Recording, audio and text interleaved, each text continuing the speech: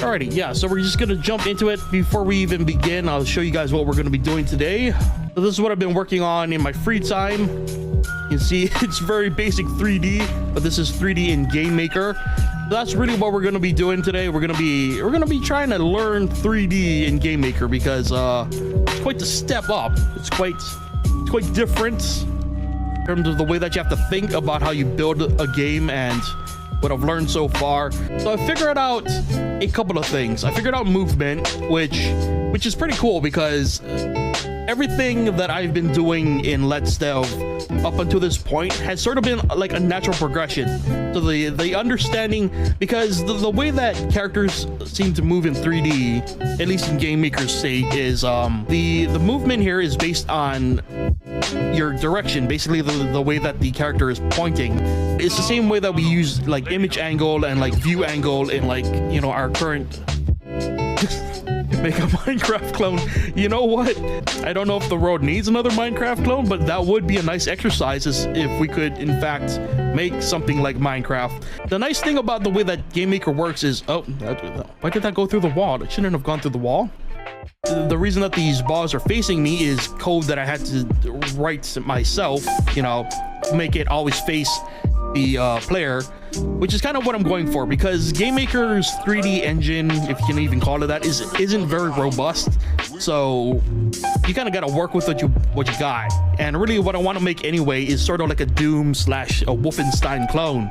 So this kind of works out for me anyways. Now basically what this is doing is using the same simple mechanics as fire a projectile in the direction that I'm facing. So every time I create a bullet or a ball, whatever you want to call it, it's creating it based on the same sort of idea that works in 2D.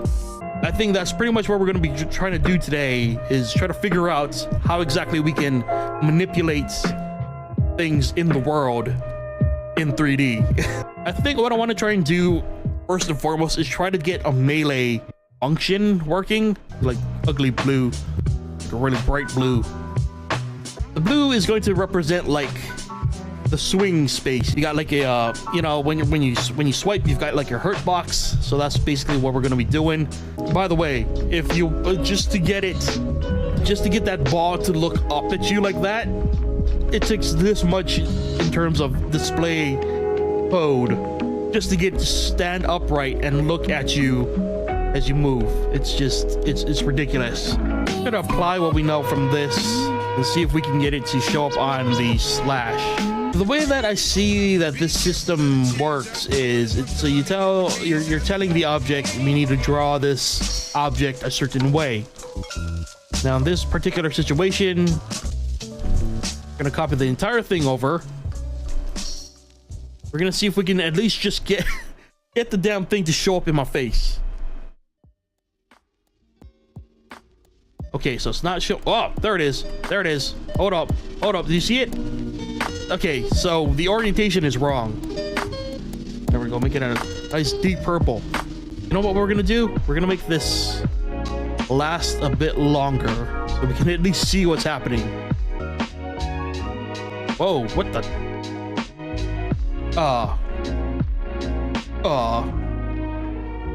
What the bananas? So it's spawning it vertically. Okay. We're getting there. At least it's flat now. That's what we want. We want the swipe to come out flat, you know, in front of us. So our character is 16 blocks or 16 pixels high. So okay. So 8 should be the sweet spot.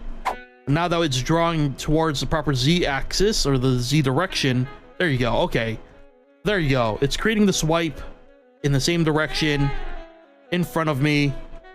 So that's good. That's what we want. With collision of the swipe, direction equals other dot direction minus 180. Let's see if it's just basic 2D collision. That, oh, also doesn't help that my ball collision is off. I'm wondering if it doesn't have a mask, you know?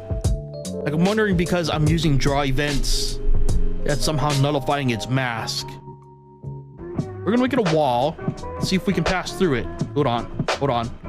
Ah. Okay, so...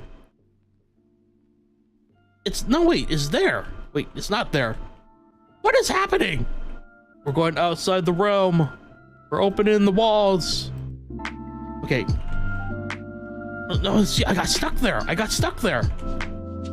It exists. It exists in some form. Maybe the ball collision is just broke. I'm getting stuck on that. Like, I'm holding back. Okay, here. So when I'm good. Okay, moving back. Yep. The wall's there. Oh. Okay, so I think what's happening is the mask is not rotating with the 3D. Maybe. Okay, it seems to be working. My ball code is broken. I can realize that. So that means that the collision is working, and it was the image angle not being defined. So now that the image angle is the same as the direction, it works. It works like it should. It's a physical being there. It's thin as paper, but it's there. Okay. We're getting there. It makes sense. It makes it works. It works like 2D. It works on 2D collision. The question now is, does Z-axis mean anything in terms of collision? You know what I'm trying to say? Like, what defines the highest point or the lowest point that the Z collision exists, you know? So if can something go above it and not get hit, or can something go below it and not get hit? This will put it at 16, and let's see. 16 will shove it all the way to the sky. Yeah, okay. Oh, I can't move. Okay, so that explains that. The Z-axis seems to be infinite. This fascinates me though. I've like, my knowledge before this in working in 3D is just bare minimum. Like, I probably didn't even get to this point the last time I ever tried to do 3D in anything. So this just fascinates me. Like, I've been in the 2D sphere for so long, is just putting it into an entire other dimension is just blowing my mind right now. I don't know how to deal with it. So basically, it's the difference in a piece of paper becomes an infinite Z scale, but I can define that as like a box, a literal box, and that would be like, okay, well, now there's space below and above the swipe. But if it's paper thin, it's infinite in a way. I'm complicating it. So let's say that these balls are enemies and they're like, oh my god, they're coming towards me, swipe, dead. On a more positive note, this is working much more exceptional, much more like I was hoping it would. So this is good. Imagine that purple box is a swipe. Oh, holy damn, that took me an hour to figure out. It took me an hour to just figure out how to make a swipe work. That's game design for game program. That's programming in general, actually. Spent hours just trying to construct one little thing to work properly. It's just, and then when it does work, though, that is, I have some ideas. I should mention, by the way, that the reason that I'm researching this is I have ideas for like, you know, these sort of like lo-fi 3D-esque games. So who knows, you know, one of the ideas I have could possibly be something, it's not AAA obviously, but you know, it could become something pretty great. But it's yeah, it's gonna take me some time to learn, but I'm just it's so cool. I'm like a bad guy, and you know he's a bad guy. He's angry, he sees teeth, and you know he's bad business. That big super frown. Oh, his eyes are even bugging out. He's like, oh, Like, you cut in line, or you took the last Eggo. I'm angry at you. Yeah.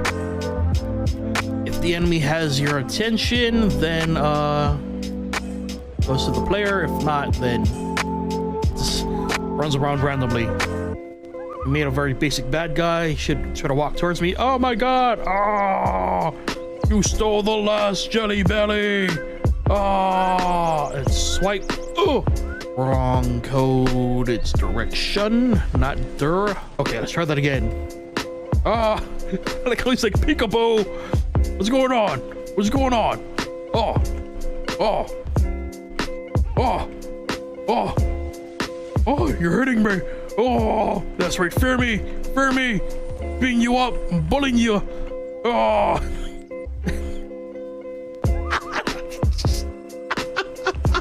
Look, he scurries away. He's like, don't get out my face! Get out my face! I see what you mean.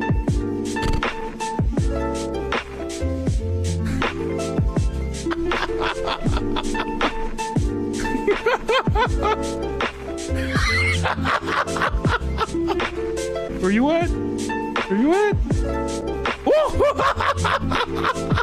It's gonna be like a horror game, you know? You make it all dark. Oh, hold on. We gotta do it. We gotta do it. We just added in some fog. Look at that. Oh my god. Where is he? Whoa! Where'd he go? Oh! Oh! Oh! Yeah, I think I'll try to make his eyes glow in the next time I try to do this. I want to try and see if I can add like additional things, like if I can, you know, paste things onto the character models, you know, in terms of like depth, so I can like maybe I can put some glasses on them, or throw some glowy eyes on the front of that face, you know, without actually making it part of the sprite. I just had the greatest idea. Dude, if I can make this work, I could make like a 3D version of Boxed by Christmas. I don't think I'm gonna learn 3D before Christmas, but Jesus, I just thought of like trying to avoid Santa in first person like this. That would be horrifying, dude. I think that might be the first type of like 3D project we try. I don't think I can get it done in time, but you know, it'll make for a nice effort. Oh! Oh, wow. Where did he even come from? Where'd he go? Where'd he go? Oh! What? We honestly made a lot more progress today than I thought we would. I thought I would just be staring at a bunch of code for like the entirety of Let's Dev Live. We even went overtime today in terms of like usual time I spend, you know, on a Let's Dev Live segment. So I think, you know, we've done a lot here today. A lot of great improvements or advancements being made. I honestly can't wait to keep doing this, or you know, honestly can't wait to learn more. And I don't know, man, if I can learn enough to like do something with Boxed by Christmas, I think we might go that route. That would be the I think that would be the best first project to try and work on. But I guess we'll see. But I'm very excited. I'm very excited to keep doing this. Holy moly, this is great.